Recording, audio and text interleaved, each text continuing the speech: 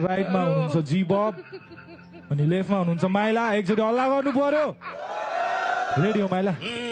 माइला माइला let's get it चिकनी पतली कम्मर ऐसे नहीं जापान भने गीत गाउँछ मुजी यो कस्तो हो त फेरि यो र्याप होइन सिक्न आइज तेरो बाउकोमा तिमी भन्दा बढ्ता पढे लेखा त मेरा छोरा छन् तिमीले मलाई सिकाउँछौ र्याप गेम मेरो लुडो खेल्ने छक्का त बाले छक्का नमर्दो मिलेन लेभल तेरो बाउ बोला तेरो बाउ होला नि तेरो बाउ साला हाइड सोटो दिमाग बोतो यो माइलाको इतिहास साला दिमागका कुरा गर्छ एउटा कच्ची सिङ्गे खाने ज्यान खाइ लाग्दो मैले कस्तो र्याप निकाल्छु भने र्याप भन्न किन आउनु पर्यो बरु गाए हुँदैन र भजन के छ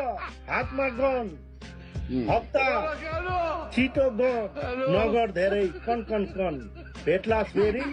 बनादन तेरो बार्जहरू सुन्दा फेरि चित्त बुझेन माइला मलाई भएन हजम स्कुल पढ्ने बेला गाँजा र सरेस खान गयो होला होइन खाए त गाँजा आफ्नै बाउको खाए तँलाई अलि डह्रो दिन पर्थ्यो के तेरो बाउ बुवा आमाले पता नै के संस्कार सिकाए तँलाई हल्ला नगर मुची गाउँ गोठाले आइमे केटालाई धम्काए माने अलस मलाई यो माइलो दाइ हो बुझिस यसले कसले थर्काएको हो माइला दाइ भनेको तपाईँहरूको आदरणीय दाजुजु लेभल मिलेन तेरो मेरो कहाँ छ तेरो जेठो दाइ तिमी बढी नबोल है मेरो मलाई पारा तातियो छ मैले काटिदिन्छु यो दाइ खाली कुरा गर्नु खोज्छ मार्का दाजुलाई कसैले पछार्न सक्छ सक्दैन नि फेरि मैले नै चिन्छु नबताए बाजी